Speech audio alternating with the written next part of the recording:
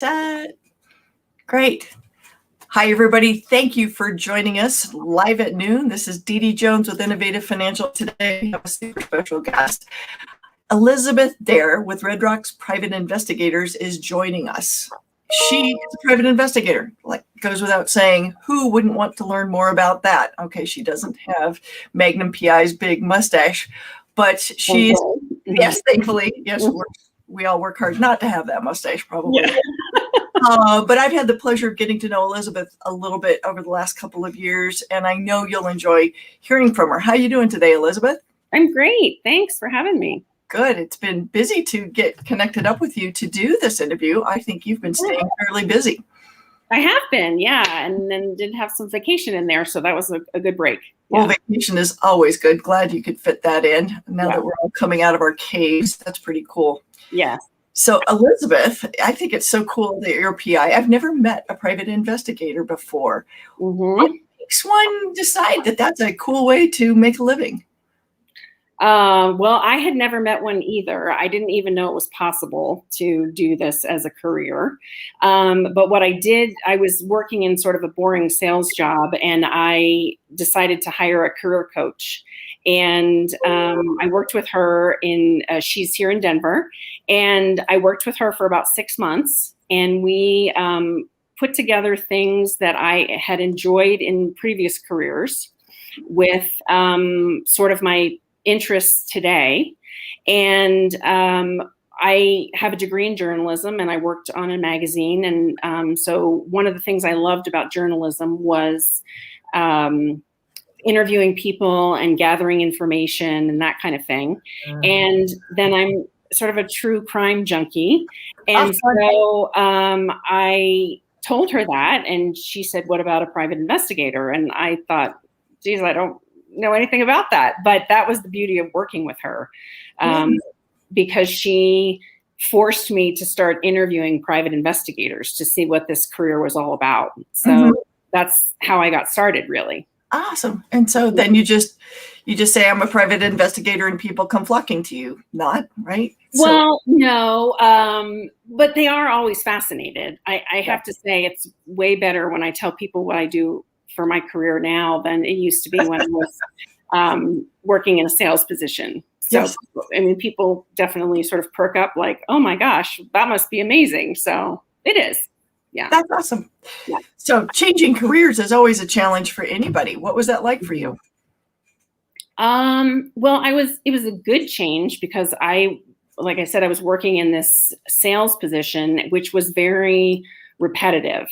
And I found that was one of the things I explored with the career coach, is that I didn't really like repetitive jobs. I really like things that are new, and I like a project that starts, and I like a project that finishes, and then something new comes along, and then I start that project and I finish that project. So that was probably one of the main reasons that I thought about doing this, because every case is different, which is absolutely true. I found just by experience. And so it really does keep my interest. So what was the first case you got to do?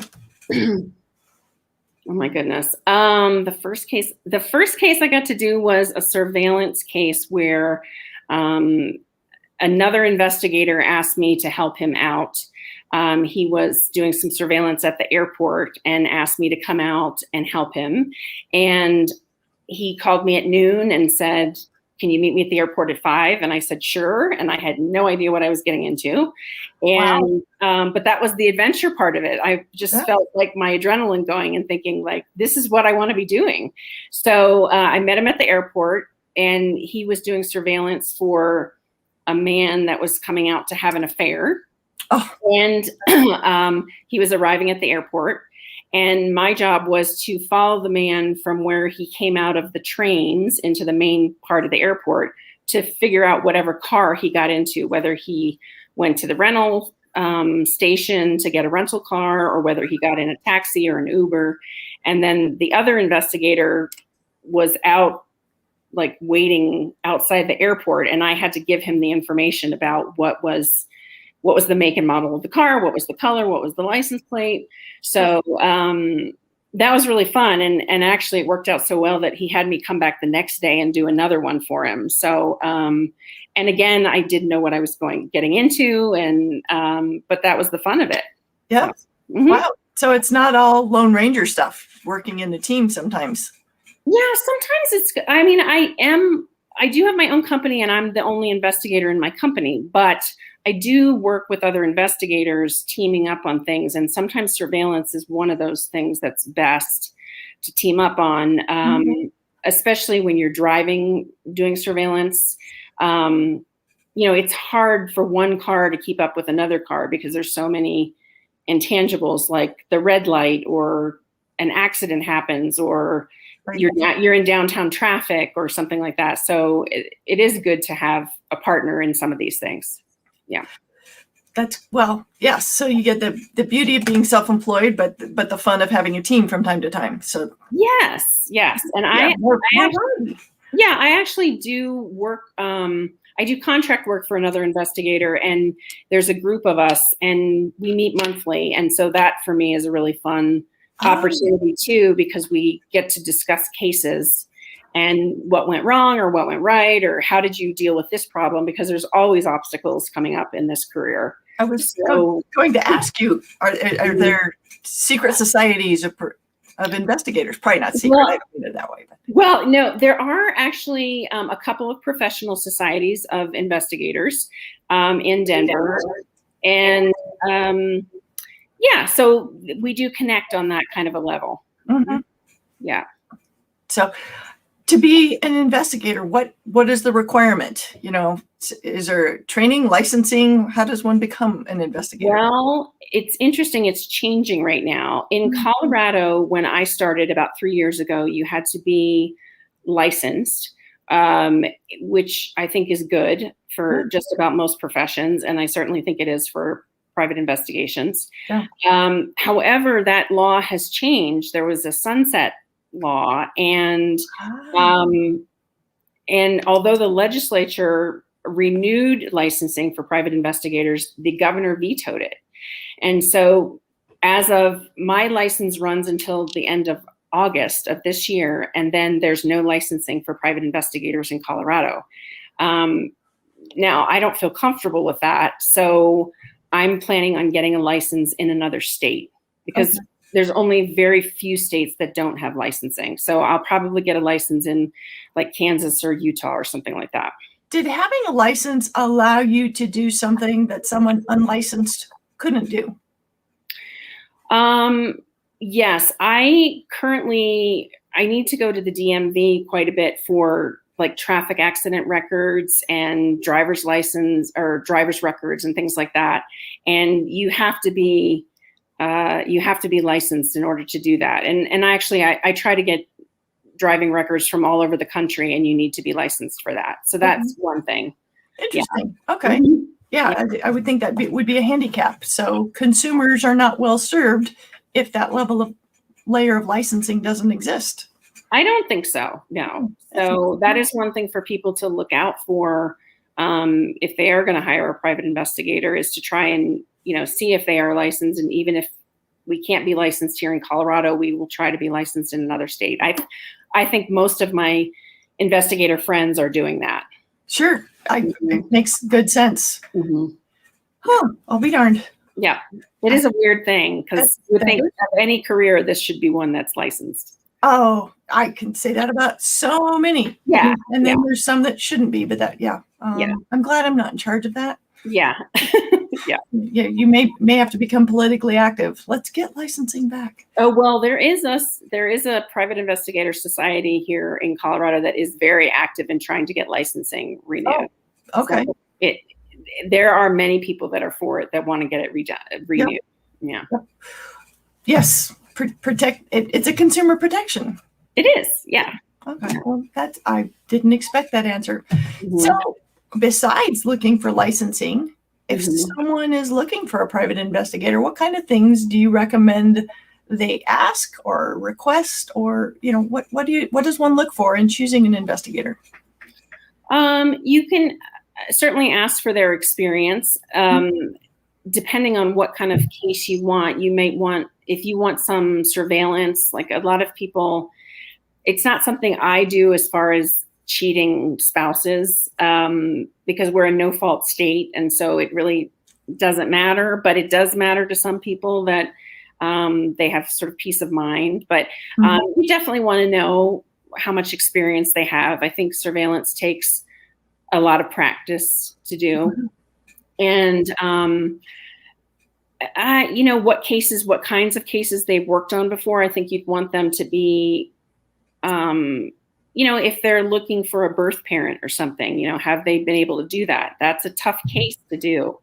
I'm doing one now I've been working on for a while, but, it was a one-night stand in 1976.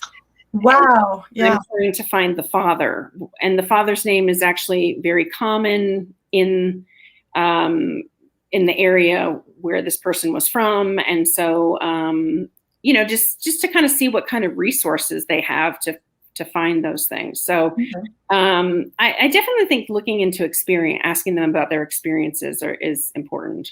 So your answer there makes me think maybe there's specialties in private investigators. Clearly, surveillance being one.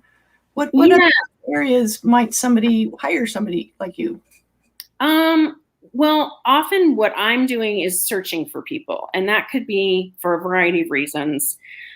Sometimes I'm searching people to serve them with papers, and people. There are process serving companies that do that, but when the person becomes elusive and they are not interested in being found, I think often attorneys hire private investigators because we're trained to look for people.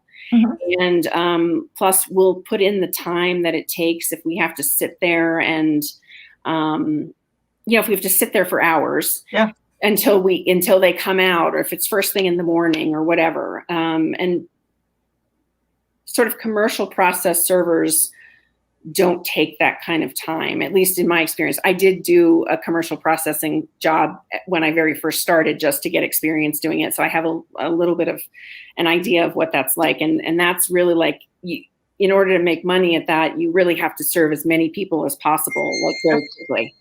So, so when there's more in time involved in it, then it's good to get a private investigator. Searching for people like birth parents or heirs. Maybe there's a will or something and there's no heirs and they need to find somebody. That's something that can be done too.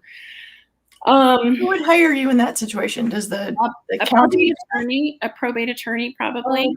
Okay. Yeah.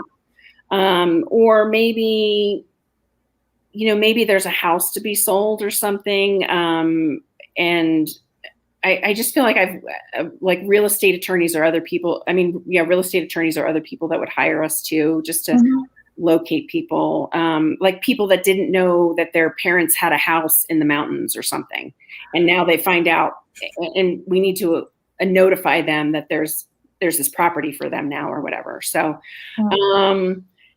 then there's just some really seedy things that I don't get a lot of those cases, but I have a very good friend who gets a lot of strange cases. And I do share. What is seedy to you? Like somebody, she's working on a case right now where a woman has actually accused this man of a lot of violence against her, and it's actually a criminal case. So there's, so she's helping, and he has a public defender. And so my investigator friend is helping the public defender to try to gather information about this woman, because apparently she has a record also of trying to accuse other men. And so we're actually trying to, I'm helping her out a little bit with it, and we're trying to track down past boyfriends to see if they have had this similar experience with this woman. So, and then there's a lot of messy affairs and things like that. So yeah, it's, I mean, I'm thinking of one in particular, but the story is far too long and complicated. But yeah, yeah, that's the kind of thing. Yeah, it's the stuff that turns into the movie of the week, right? It is. I actually had one case that I was assigned by this other investigator I work with, and someone was trying to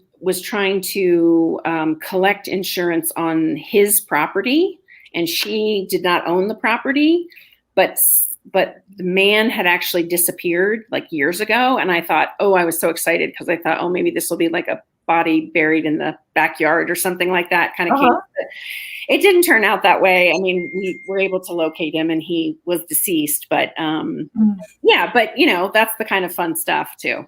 Yeah, well, and it gives closure, Yes. Right, wrong, or sideways. You get the answer and you can move on. And I think that that's really a lot of what we do for people is give them closure and give them answers. Right. So that's nice. So you mentioned in one of our conversations that you can help find financial assets too. So being a financial advisor, I find that very interesting. How on earth can you do that with the privacy laws and stuff that we have? Well, I can't tell you specifically because I don't know. I contract work with other people who do this. And it is a very big secret. And I'm sure that part of that secret is because some of it may be a little iffy. I don't know. But they are able to find bank accounts. One of the things that I can do for finding assets is finding houses or boats or planes or things like that, because that stuff is like public record. And so it's really a matter of digging for that kind of stuff. Okay. But some of the stuff, bank accounts and brokerage accounts, I mean, it's probably something that should be concerned about. I don't know. Well, I look at that stuff and go, I see how it's protected and private investigators can find it. So there's some mechanism there. Yeah. So, but that is one of the things that I do sometimes for attorneys who are, I contract the work out, but for attorneys who are contemplating whether they're going to sue somebody over something, but they want to find out if there's actually any money there or not. Right. Oh, I can imagine. Yeah. So I'll be darned. Wow. That's a lot of power. I want those people licensed. Yes. Yes. I think so. Yeah. Okay. So where do you see the future of your profession? Well, I think it's safe. I think that there are more investigators than I thought there were. That's one of the things that I learned in pursuing this career is that there are a lot of people out there doing this kind of work. So, and I don't think that we're lacking for business because there's always these various. There's always questions. Yeah. So I think it will continue on and we will continue to have bizarre cases and that's what makes it interesting. So, yeah. Well, I try and imagine, Magnum PI days to go back to that. They didn't have the internet back then. Yeah. Or if they did, it was the very beginnings of it. So things are really different now. That's true. There is a lot of digging on the internet. And I honestly have, I would like to take more classes in that because I think that is such a skill. And some people, it is another specialty. It's just, doing social media searches and things like that. Oh, yeah. Yeah. So, and, looking for people who are scamming others, like the dating scams and things like that. So, there's plenty of work to be out. The people will still be strange and do weird things and stuff. So I think well, no, I have every faith that the profession will be around for a while. Yeah. So are most investigators like yourself kind of small shops, or are there big organizations that do it too? I'd say they're mostly small shops. I think the one that I contract with, he probably has 9 or 10 investigators that work for him, but I would say that's probably on the bigger side. Okay. Most of the people that I interact with are sort of one-person shops, or they're a couple. I people, and that I think is a fantastic way to do it if you are a couple, because that just gives you so much more flexibility to do the surveillance and do all sorts of things. So well, and split up who's good at what, Right. Mm-hmm. I'll be darned. Yeah. Mm-hmm. Well, very cool. So have you taken to disguises yet? I have not. I do, when I do surveillance, I do take things like hats and, glasses and a different shirt and that kind of thing, but I haven't done any real. I do have a friend she's into wigs and all sorts of things. So I'll be darned. Okay. Yeah. So I haven't had to go that far yet. Okay. Yeah. So that level of adventure is still waiting for you. Good. Yeah. Good. And it kind of sounds like a career that you can do for as long as you feel like doing, because who's going to notice a little 65-year-old lady skulking around, right? That is the beauty of it. I think especially for women, it's great because we are not seen as somebody who would normally be tracking people down. And I do know another investigator up in Evergreen who is, I don't know, she's like in her 60s or older or something, but she's process serves like a champion because nobody sees this little old lady coming to serve them papers. So she's great at it. Yeah. Like the Spanish Inquisition. No one expects it. Yeah. Is that. Oh, that's really cool. Yeah. Yeah. So this could be a good second career for a lot of you women out there who are joining us today. I think it's a great second career because there's so much flexibility to it. Yeah. And you really can take on as much work as you want or as little as you want. Or I know another person who I think she's got a child that's about 2 or 3 now, but she does forensic accounting. And she was an accountant in a past life, and now she does forensic accounting, and she can do that whenever she wants. That's a huge area of specialty. I mean, there's certifications in the whole 9 yards there. Mm-hmm. So, cool. Very cool. So have you found yourself in a dangerous situation? I really haven't. I think the thing that maybe concerned me the most when starting this was process serving, but I really have found that about 95% of the people are pretty nice and friendly, and there's not a whole lot of drama involved in it. They sort of know that the papers are coming, and so they just accept them. I've done some of those up in the mountains that I've been a little concerned about, but again, they turned out to be fine. So I haven't. Some private investigators carry guns, but I don't. I feel like that's not necessary from my experience. And also, I don't want to escalate a situation that necessarily doesn't need to be escalated. Right. So yeah, that makes good sense. I mean, I've heard the stories. I mean, there are stories certainly about that kind of stuff, but no, I don't feel in danger really. Good. Well, it's about awareness of your surroundings and all that stuff. Absolutely. You're very observant. Yeah, I'm. You certainly have to take a lay of the land before you start out into something, but a lot of places I'm going are very public places, so it's not too bad. Sense. Yeah. Awesome. So if you could just wave your magic wand, what kind of cases would you like to come your way? What kinds of cases do you enjoy the most at this point? I really enjoy finding people. So any of those things, I would love to look for heirs of things. I mean, I just think that would be so fascinating to be able to tell someone like, oh, you just inherited $1 million or something like that. So, I would like to do that more. I also, one of the things I do is witness interviews. So I do a fair number of personal injury cases. And so I'm interviewing witnesses, and I do like to do that too. That's always been one of my favorite things, is to talk to people and just sort of find out what they saw and what they know. And that was one of my favorite things in journalism. I was going to say that's journalism all over. It is. Yeah. And tracking down information. I always like doing that. So yeah, so those are the kind of cases. Awesome. Well, what kind of questions do you get that surprise you? Do people when they find out you're a private investigator, do people ask crazy things? No, they always ask to hear the crazy stories. They do. Okay. Yeah. They just want to know what's the weirdest thing I've ever done, or what's it like to sit on surveillance for 7 hours at a time. And I can guess that that's boring and hard to go to the bathroom. It is. Yes, it is. But the time actually goes faster than you think. At least that's what I found. So, Yeah. Good book on tape. What do you do? Well, I sort of search around on Facebook at times and keep looking up, and but I don't know. I'm a pretty thoughtful person, so I'm able to sort of sit with myself and be okay with that.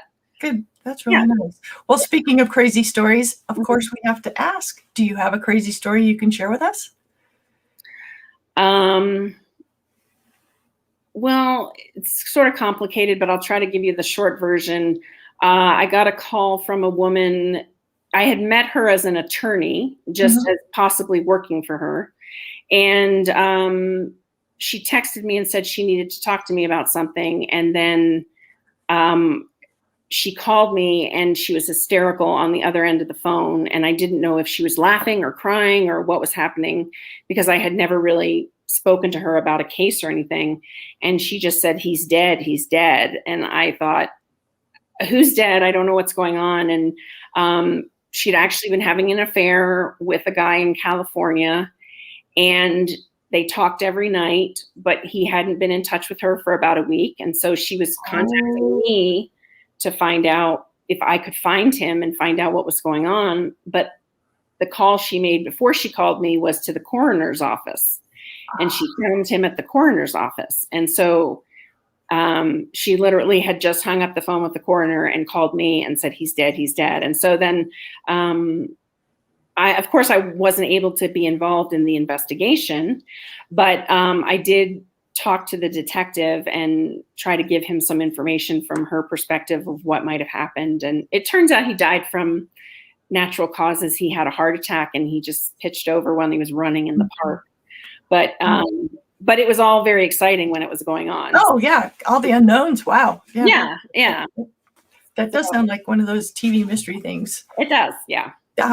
Well, so here's to lots of more interesting stories in your world. Thank you. I'm sure there will be. Yes, exactly. So the one opportunity, the one thing I always want to give my guests is, if you'd like to hit me with a question, any question you'd like. Oh, I want to know if your real name is Dee Dee or if it stands for something. Actually, it is short for Raydena, Raydeen.